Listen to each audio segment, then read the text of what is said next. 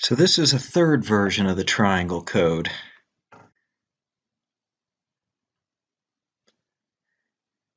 As you can see, the most obvious difference, we don't worry about the outline of the triangles. Instead, we fill in the inside. Also, you notice there's a lot more colors. The last one only had 3 colors. In fact, we're going to take a closer look at that when we get to the code. And let's get to a few more details. Each time we split a triangle, we have a rule. The original triangle and each of the 2 that we broke it into should be different colors. They should never be the same. That makes the code a little bit more complicated. That means every time we have a triangle that we're storing, we need to remember what color it was. We'll take a look at the code. That's not too hard. Finally, I added this checkbox that says Show Numbers. And you can see each new triangle, each one that we plan to split, has a number. Some of these smaller ones, we didn't add any numbers to them. This helps us when we're trying to figure out what's going on. Might help us find a bug. There is a bug hiding in here.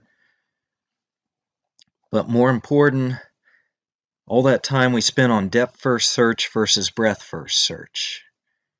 In fact, let's take a closer look. We're already on slower. So this is breadth first search. What that means is we keep grabbing the lowest number. The lowest numbers keep disappearing, and you keep seeing higher and higher numbers up here. And typically the lowest number, it might not be the largest triangle, but it'll be one of the larger ones. Now for a comparison, let's change this to depth first search.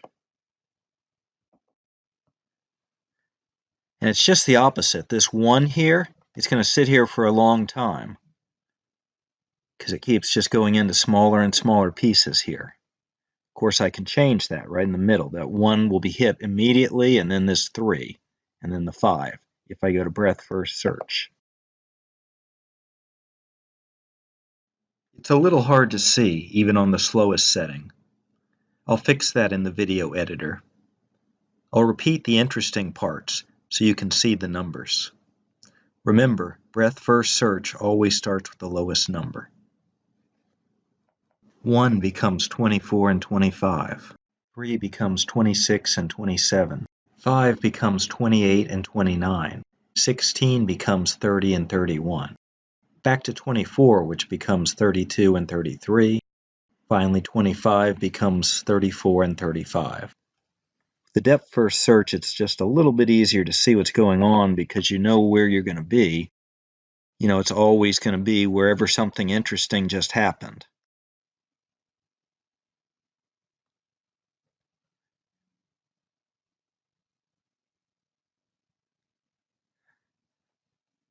Well, I could stare at this all day, but let's take a look at the code.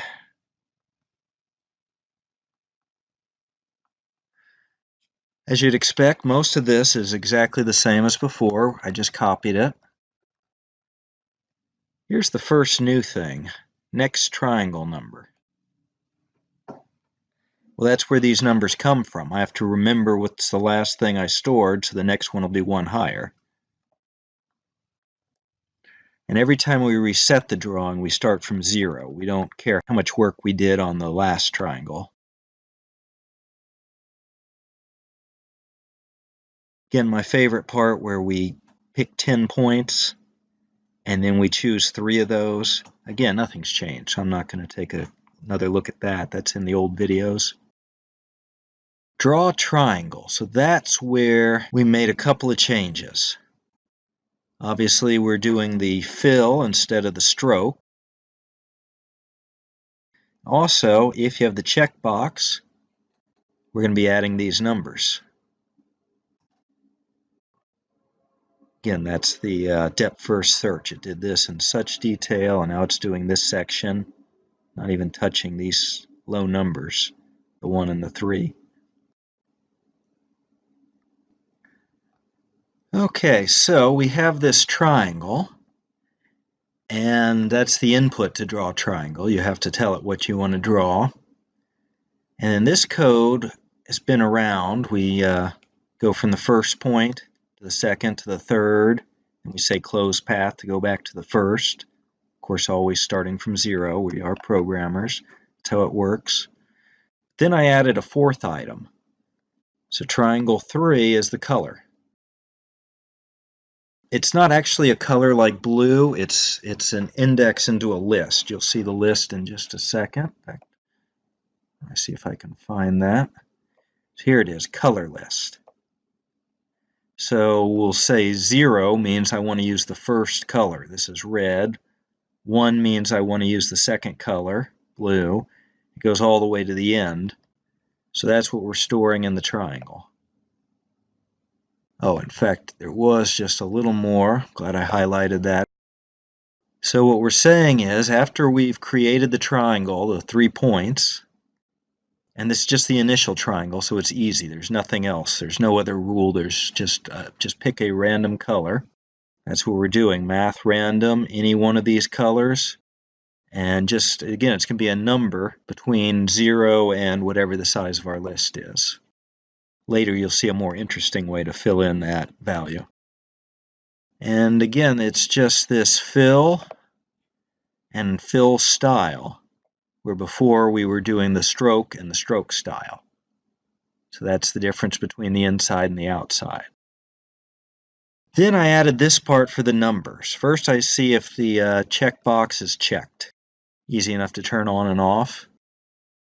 Then I said if it's already too thin, if we know we're not going to get back to it, like these triangles over here, don't bother putting a number. It would have gotten in the way, and it's hard to even draw the number. There just isn't room for it. Also, it's less distracting. You know this whole part is done, and this part is still in progress. Okay, so let's find the center of the triangle. If you Google it, there's more than one definition. I just used the very simplest one. I think this is called the center of mass. I just said the left to right position, the x position of all three, just take an average. So the 3 points on the triangle, and same thing with the y position. Then I was looking to see what I could do with the text. My first thought was to draw a rectangle behind it to make it more readable. And there were certain problems with that. Basically, for some reason right now you can easily get the width of the text that you're drawing, but the height and other related things, there's several variations. Maybe that's why there's a problem. There's just so many choices. These are all considered experimental. So I didn't even bother. That was an interesting thing I was going to try to do. Also, maybe try to make these numbers fit in a little better. Sometimes they kind of go off the edge, but it wasn't worth it. And I kind of like the way it looks right now. So these lines say where on the text I'm talking about. So this says that I know where the center of the triangle is, and I want that to match up with the center of the text. So baseline, that's saying up and down the center, and text align center, that means the left to right center. So the center of the text and the center of the triangle will be the same, which is more or less what you see. It's just a good place to put it, and it works. And then I have the stroke and the fill for the number. If you just say fill, that's the way text is normally drawn. The problem is that there are a lot of different colors. Putting black text on this cyan would probably be very easy to read, or on this yellow. But what about some of these darker colors like the magenta? There it might make more sense, or that blue. There it might make more sense to draw white text. That's actually an interesting problem. We dealt with it a very nice way at Trade Ideas. An alternative, as I said, was to draw a rectangle behind it, but that didn't work well. We didn't have the right information. So finally I just said, in addition to the fill, the part that's in black and that's easy to read, first we'll do the stroke, the outline of it. We saw in another video why you do the stroke before the fill. That's the same thing here, even though we're doing text instead of triangles. But that white background is what makes this text readable, and it really worked well. I mean, for as simple as this algorithm was, I just have no complaints. It's really drawing some nice stuff. Almost finished. I kind of want to watch it. Just can't look away.